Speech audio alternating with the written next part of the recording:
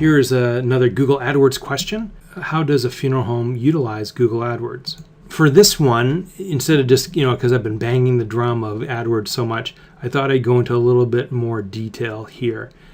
So the first thing is make sure that you enter the conversation already going on in the customer's mind or the Googler's mind, and you want to maintain that conversation. So what I'm getting at there is that if they are searching for cremation costs in your market, then you want to make sure that ads are showing up that talk about cremation costs or cremation cost comparison. And then the landing page that they end up on is talking about cremation costs.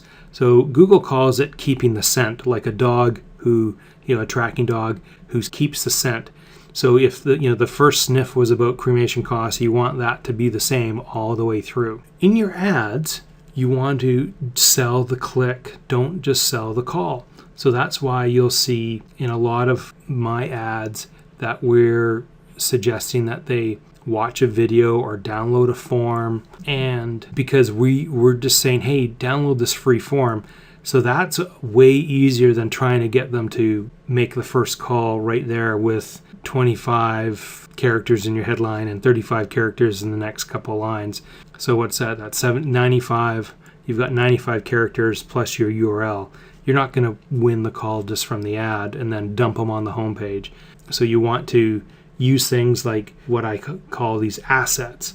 So a free asset like a downloadable form or a checklist or templates or worksheets, and to then pull them, and that same philosophy in your Yellow Page ads, pull them away from where all your competitors are. All your competitors are in the Yellow Pages. All your competitors are on the first page of Google, or the top competitors. Get them away from that. Get them on your own territory, on your website, but have them on a specific page where you can further that conversation.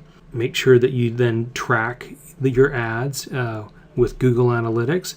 And we don't live in a complete enclosed system, unlike selling a book on Amazon, where if they have an ad for the book, they can then measure, how many clicks and costs was it to get to the page of the book.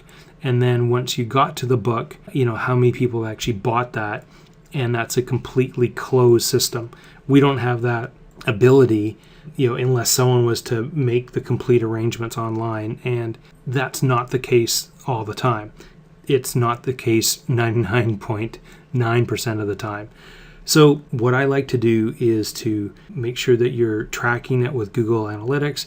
You're also using a tracking phone number, and also use things like these downloadable forms that, and maybe the form is tagged a little bit, or maybe you have a gift certificate or something that when someone downloads something, if they bring that in, you'll know the only way that they got to that on your website was through a Google AdWords campaign. And you could, if you want to get real granular, you can, code it with the specific campaign inside your Google AdWords or the specific ad group. But, we just want to make sure that first off that your Google AdWords are working for you, and then you can, drill down even further. But, you could spend hours and days making an elaborate tracking system. The first thing you want to do is make sure that there's enough traffic in the market to go through to that next step.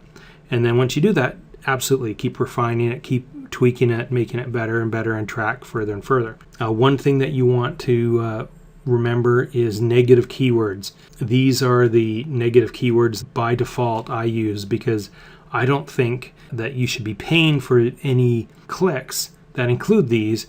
So I have pets, dogs, cats. Now, of course, if you have a pet business, a pet cremation business or a pet funeral business, then when you're advertising that business, you want those ads, but for your funeral home, you don't. So if someone was to search for cremation costs in Victoria, I would want my funeral home to show up. But if someone searched for pet cremation costs in Victoria, I wouldn't want my ad to show up at all. So because you can't help them, and that would be a waste of $1 or $2 or 50 cents or $8 depending on your market. And also too, just be aware of other things like sister cities or similar terms. So again, in the Victoria example, there is Victoria, BC. There's also Victoria, Texas, and there's also Victoria, Australia. Now there's other Victorias as well, but so in our scenario, we would want to make sure that Texas and TX were negative terms, and Australia would be a negative term as well.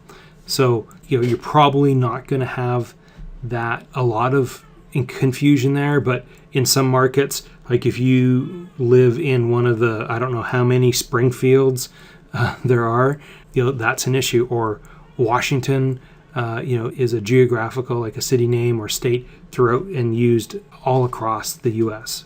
So those are just things that you need to be aware of on making sure that your AdWords are as effective as possible.